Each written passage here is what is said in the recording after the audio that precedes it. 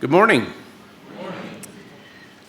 My name's Brad Colburn, and I'm plugged in the church through our life group, through the men's Monday night Bible study, which is awesome, by the way, and through our facilities team. Today I'm going to be reading in Genesis in chapter 32. I'm starting on verse 24. And Jacob was left alone, and a man wrestled with him until the breaking of the day.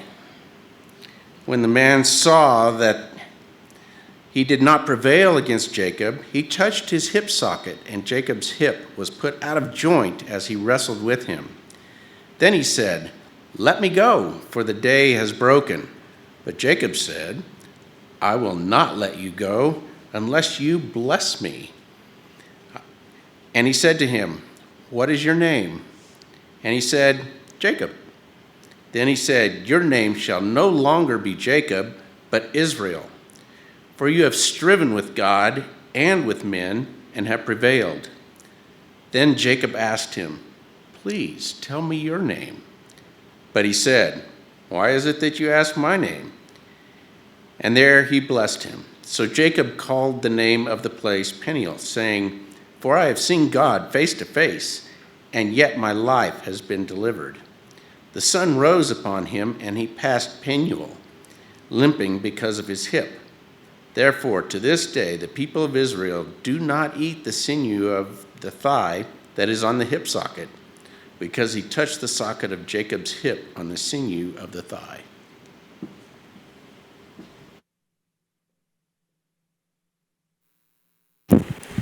Well, good morning, friends. My name is Justin, and I have the privilege of serving on our community life ministry here at the Thornton campus.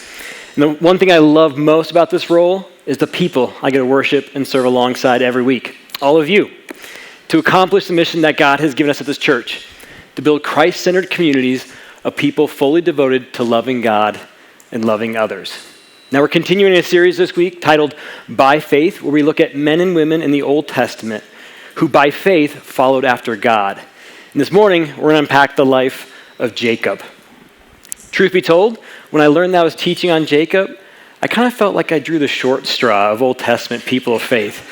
I mean, he's not one that we would call the ideal role model. In fact, his name, we come to find out, is someone who grabs the heel. He's a cheat, also known or translated as a deceiver. And so there's not much redeeming that at least I remember about Jacob's life.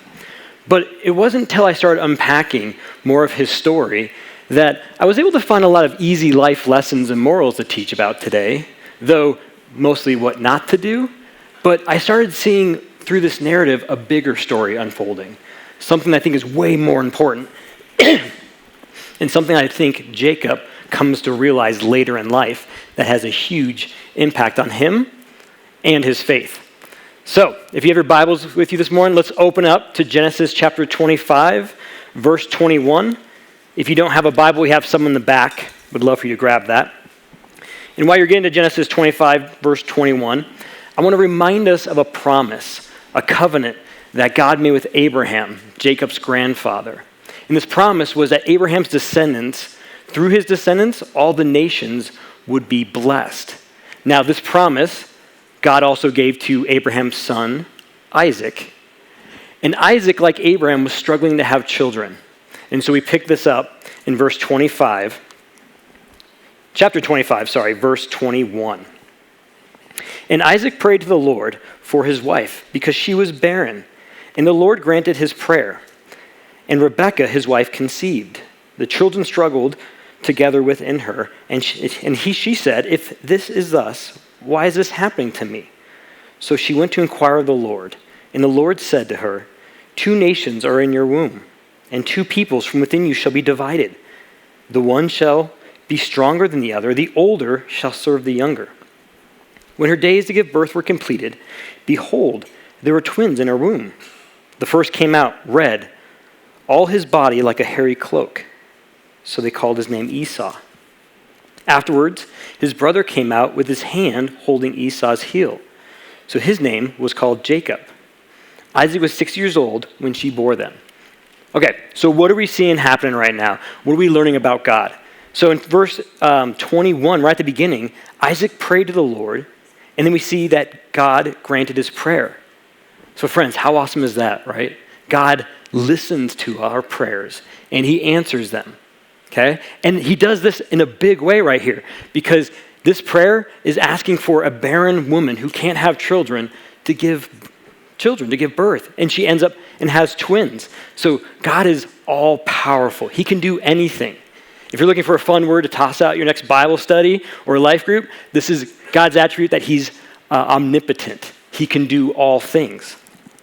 Now, we also see in verse 23 about God that he's saying 2 nations are in your womb. One is stronger than the other. The older shall serve the younger. And that actually comes to play. And so what are we seeing here? Is God just looking into the future and predicting this? I mean, he can do that. Another fun word, omniscient. God knows the past, the present, the future. He knows all things, but that's not what's happening here. See, God is sovereign. He is actually ordaining this. This is part of his plan, his will, that the older will serve the younger. And we see that come to pass in verse 24 when she gives birth. Now, let's continue on in verse 27 and learn a little bit about these boys and see God's plan unfold. Verse 27, the boys grew up. Esau was a skilled hunter, a man of the field, while Jacob was a quiet man dwelling in tents. Isaac loved Esau because he ate of his game, but Rebekah loved Jacob. So already we're seeing that these boys couldn't be any closer to each other. Esau was the hunter, the gatherer, the man's man. And Jacob, he's more of the quiet, reserved. He's in the tents, right? And then we see that there's division within the parents. Isaac loved Esau, but Rebekah loved Jacob. So quick parenting tip this morning.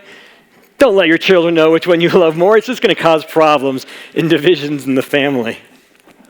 So now let's continue on verse 29 and see this interaction between Esau and Jacob. Once when Jacob was cooking stew, Esau came in from the field, and he was exhausted. And Esau said to Jacob, "Let me eat some of that red stew, for I am exhausted." Therefore, his name was called Edom. Jacob said, "Sell me your birthright now." Esau said, "I'm about to die. Of what use is the birthright to me?" Jacob said, "Swear to me now." So he swore to him and sold his birthright to Jacob. Then Jacob gave Esau bread and lentil stew, and he ate and drank and rose and went on his way. Thus, Esau despised his birthright. So to understand what's going on here, the birthright was a special privilege given to the eldest son. It's kind of like the material inheritance that'd be given to the family. And it was divided amongst the sons, but the eldest son, the firstborn, would get a double portion of that inheritance. So in this case, there's 2 sons. They would divide the estate 3 ways. Esau would get 2/3, and Jacob would get only 1. Now, Esau is obviously exhausted, tired, starving, about to die. Either he's being a little dramatic, or he wasn't planning very well on his trip. But Jacob's over here being like, "I got you, brother. Come on over. Let me help you out." And he's just looking to steal this birthright from his brother. And I wanted you to note twice in Jacob's response, in verse 31, he says, "Sell me your birthright now." And again in 33, he says, "Swear to me now." So this is Jacob trying to force his brother. Let's do this now. I know you're impatient. I know you're not planning. Let's get this. And he ends up doing it. He sells his birthright for some stew. And so this is kind of just showing us more of Jacob's heart and the struggles that he has. And unfortunately, this isn't the only struggle that he has with his brother. So let's jump over to a couple pages to chapter 27, verse 1. When Isaac was old and his eyes were dim so that he could not see, he called Esau his older son and said to him, "My son." And he answered, "Here I am." He said, "Behold, I am old. I do not know the days of my death. Now then take your weapons, your quiver and your bow, go out in the field and hunt game for me, and prepare for me delicious food such that I love, and bring it to me so that I may eat, and that my soul might bless you before I die." This is a big deal. This is a part of the narrative we should be like, okay, wait, what's going on? God foretold earlier to Rebekah that the older would serve the younger. But by giving this blessing, this is kind of like the passing of the baton, the spiritual guidance and leadership of the family, that the family line would go through, in this case, Esau, if it's given to him, what's going to happen, right? Is God's promises going to be, is it going to be fulfilled? Is this really going to happen? And then we start thinking like, oh, will Esau get the birthright? Will Isaac change his mind? Does Jacob have enough time to make stew, right? What can he do here? So I love just the detail that we're given. Now, Rebekah overhears this conversation between Esau and Jacob. And so she goes to her son that she loves more and says, Jacob, go get some animals, bring them to me. I'll prepare the meal and you can give it to your father and you will get the blessing. Jacob's like, okay, that sounds a good plan. Wait, one problem. Esau's a hairy man and I have smooth skin. And Rebekah's like, I got you, just get the food. He brings the food to Rebekah, they prepare the meal, and then Rebekah dresses Jacob in Esau's clothing. She then takes the skins from the animal that she prepared the meals for, and she puts them on his hands and on the smooth parts of his neck. Now, can you just imagine just Jacob standing here in Esau's clothing with animal skins on him, holding food, about to enter his dad's tent to try and deceive him. Like, oh, man, the pressure that he's experiencing. So let's see how this unfolds. We're going to jump to verse 18. So he went into his father and said, my father. And he said, here I am. Who are you, my son? Jacob said to his father, I am Esau, your firstborn. I have done as you told me. Now sit up and eat of my game, that your soul may bless me. Now, interesting, we see here again, Jacob's using kind of his, let's go, let's do this now. Here, eat some food quickly, bless me, I need to get out of here, right? But Isaac said to his son, verse 20, how is it that you have found it so quickly, my son? So he's kind of feeling like something's not right here. He answered, because the Lord your God granted me success. Ooh, all right. So Jacob's committed at this point, right? He's bringing God's name into this lie. And what we find is because the Lord your God. Okay, so this isn't because Lord our God. Jacob knows of God, but it's not his God, all right? Now, Isaac says to Jacob, please come near, that I may feel you, my son, to know whether you are really my son Esau or not. So Jacob went near to Isaac, his father, who felt him and said, this is the voice of Jacob, or this is Jacob's voice, but the hands are the hands of Esau. And he did not recognize him because his hands were hairy like his brother's, Esau's hands. So he blessed him and he said, are you really my son Esau? This is the fourth time that Isaac is questioning who Jacob is. And it reminds me of 1 Corinthians 10:13. And this verse reminds us that like God will never allow us to be tempted beyond what we're able to handle, and that he'll provide a way out for us. And here's Jacob had 4 opportunities to take opportunity, like, okay, my dad's questioning this isn't right, I need to get out. But unfortunately, he's too committed. He thinks there's no way out of this, but the Lord always provides a way out. Unfortunately, Jacob doesn't take it, and so he brings the food near to him. And then in verse 26, then his father Isaac said to him, come near and kiss me, my son. So he came near and kissed him. And Isaac smelled the smell of his garments and blessed him. Oh, man, so it worked. So what do we see about God in this section of text? We see a couple things. The first thing is God is still sovereign. His plan is still unfolding. Even though Esau wanted to bless the son he loved, even though Jacob was being deceptive, God is sovereign. He's working all things for his plan.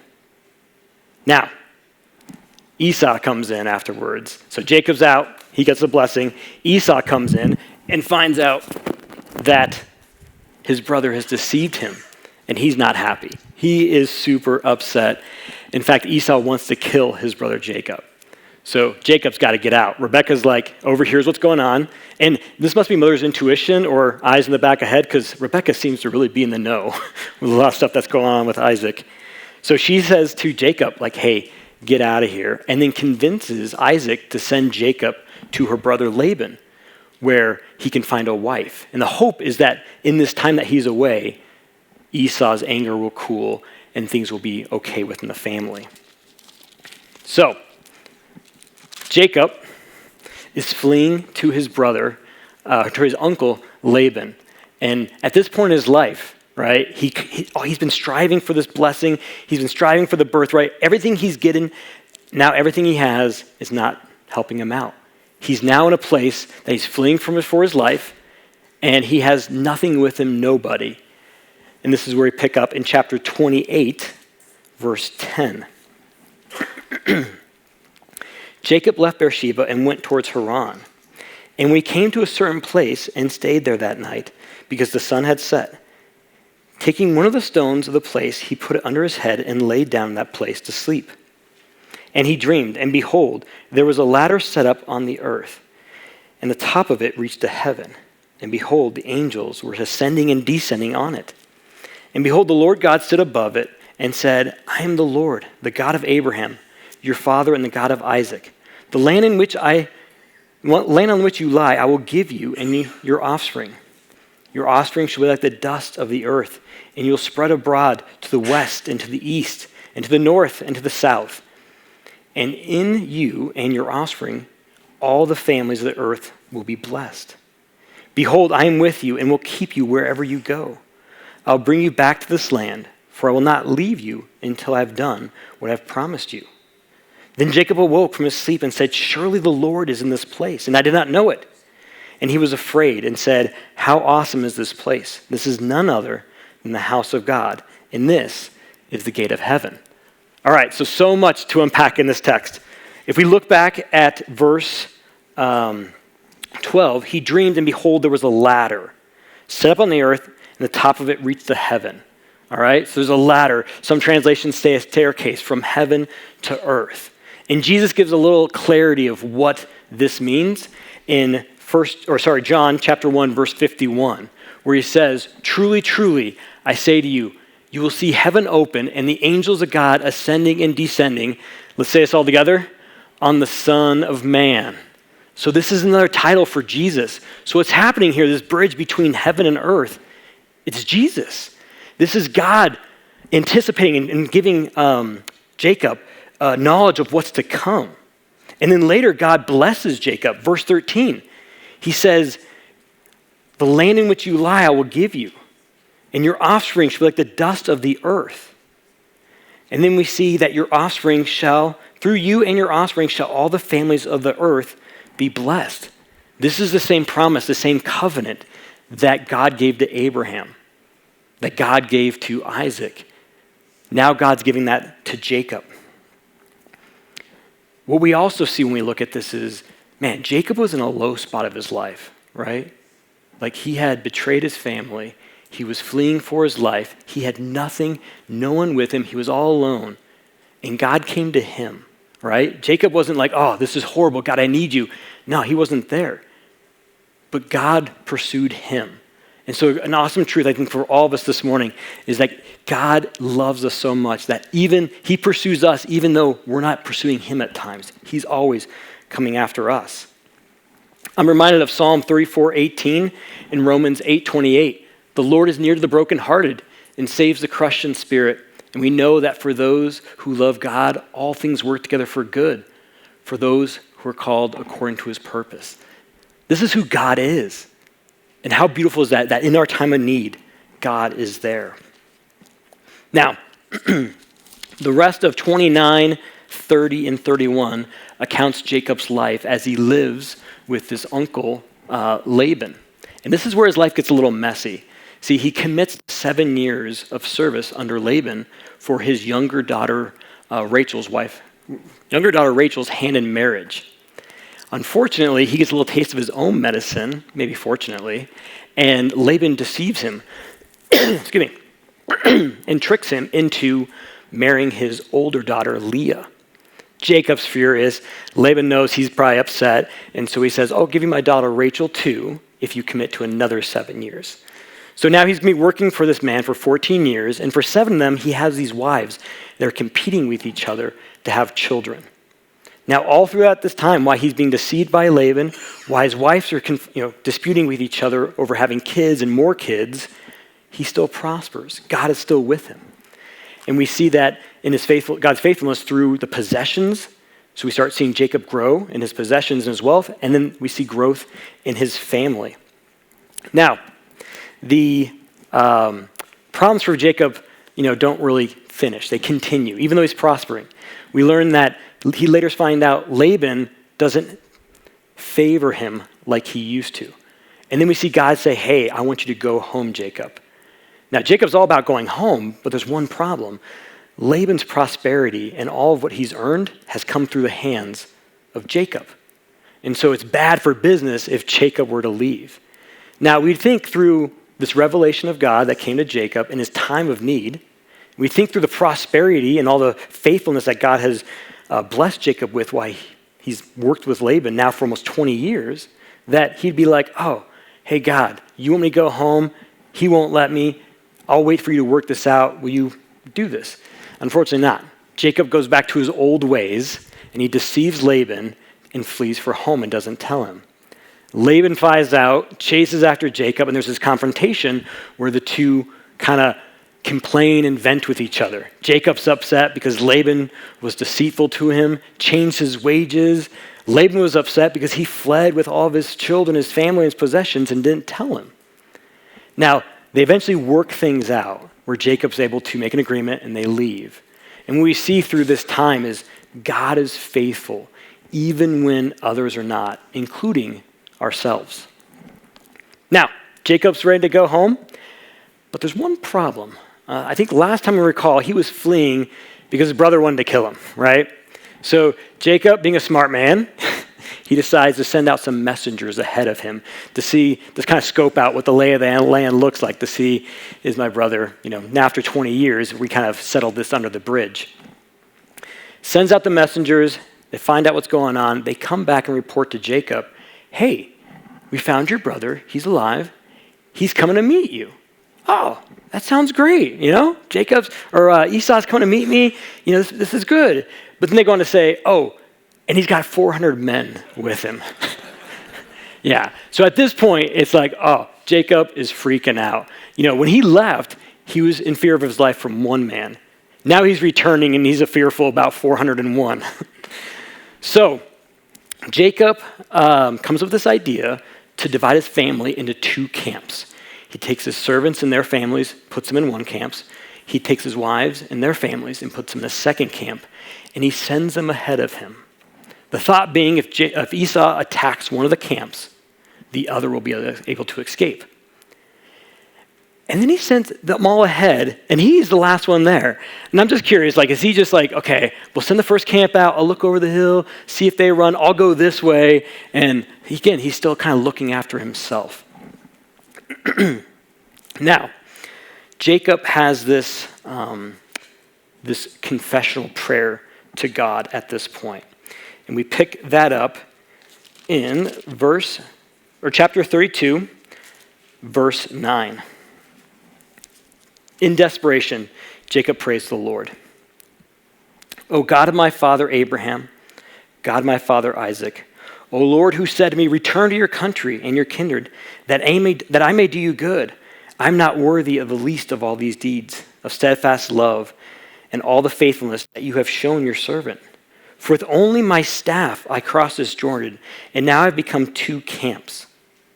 Please deliver me from the hand of my brother, from the hand of Esau, for I fear him, that he may have come and attack me, the mothers with children. But I said to you, I will surely do you good, and make your offspring as the sands of the sea, which cannot be numbered for the multitude. So Jacob's kind of figuring this out right now. He's realizing he's out of time, and he's out of his resources and ability to solve this problem, and life and death is on the line. And so he prays to God.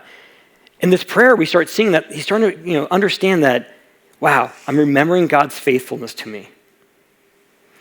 There's a little bit of confession here where he says, I'm not worthy of all this that you have done for me. And now that he's sent his family and all these camps ahead of him, he's like, God, I need you. I'm afraid of what my brother's going to do. But, verse 12, surely you will do good and make my offspring as the sands of the sea. So there's a little trust happening and growing within Jacob. Now with Jacob's family and all of his possessions ahead of him, he finds himself alone, isolated, and here he encounters and wrestles with God. So chapter 32, verse 22. The same night he arose and took his two wives, his two female servants, and his 11 children and crossed the ford of the Jabbok. He took them and sent them across to the stream and everything else he had, and Jacob was left alone. And a man wrestled with him until the breaking of the day. When the man saw that he did not prevail against Jacob, he touched his hip socket, and Jacob's hip was put out of joint as he wrestled with him. Then he said, "Let me go, for the day has broken." But Jacob said, "I will not let you go unless you bless me." And he said to him, "What is your name?" And he said, "Jacob." Then he said, "Your name shall no longer be Jacob, but Israel, for you have striven with God and with men, and have prevailed." Then Jacob asked him, "Please tell me your name." But he said, "Why is it that you ask my name?" And there he blessed him. So Jacob called the name of the place Peniel, saying, "For I have seen God face to face, yet my life has been delivered." Okay, so all of Jacob's struggles, all of his self-will, all of this stuff comes to a head when he meets with what Jacob accounts to as God, as we see later on in this passage. And this wrestling takes all Jacob's strength, all his self-will, including his health when his hip gets touched, that he has nothing left to stand on, pun intended, okay? So he literally has been fighting his whole life, going after what he desires, what he wants, when he wants it. And now he's faced with this situation that he can't control, and he's realizing that. And so he gets the blessing, but it's not because he overpowered God, it's because he was clinging to God. It was in surrender that he finds faith. And so that's what I want us to take away this morning, is that in our surrender, in our dependency, when we give to God, like, "God, I can't do this. I need you." The songs that we were singing earlier, that's where our faith grows. That's where the transformation occurs in Jacob's life. Because following this wrestling, his name gets changed, which marks a new identity. His name's now Israel. And we see the same thing occurred with Abram to Abraham. And this faith that Jacob has now allows him to go ahead of his family as he reunites with Jacob. And with God's sovereign plan, there's not a battle, there's not a war. They actually get reunited. And the family, they connect with each other, and Jacob's life is spared. So the takeaway, what I want us to really think about this morning is, wow, like God has a plan. Bigger than Jacob's story was God's story. This entire narrative is God working through broken people to bring about redemption and hope. And that was fulfilled. His promises that God gave us were fulfilled in Christ. Like Jacob, we have sinned. We have fallen short. We have chosen our way over God's way. But God has given promises. He is faithful. He doesn't leave us. He comes to us. He initiates and he saves us through Christ. And to put our faith in that, man, that's what changes our lives. That is what, faith doesn't necessarily change our circumstances. It changes how we respond to those circumstances. And what would that look like in our lives, right? In our workplaces, with our communities. Like we face trials. Life is hard. We don't do it alone. It's God who's with us. That's where our faith is. People see that in us. They see Christ.